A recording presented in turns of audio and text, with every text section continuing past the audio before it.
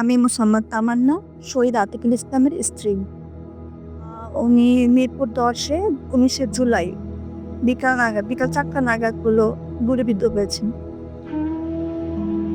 তো আমার যেহেতু ছোট একটা বাচ্চা আছে, আমি আমার সরকারের কাছে আবেদন করছি তারা যেন আমাদের পুনর্বাসনের ব্যবস্থা করে, যাতে সব পরিবারের যারা আছেন যোগ্য ব্যক্তি তাদের সবাইকে যেন চাকরির ব্যবস্থা করে দেয়। এটা আমার সরকারের কাছে আবেদন।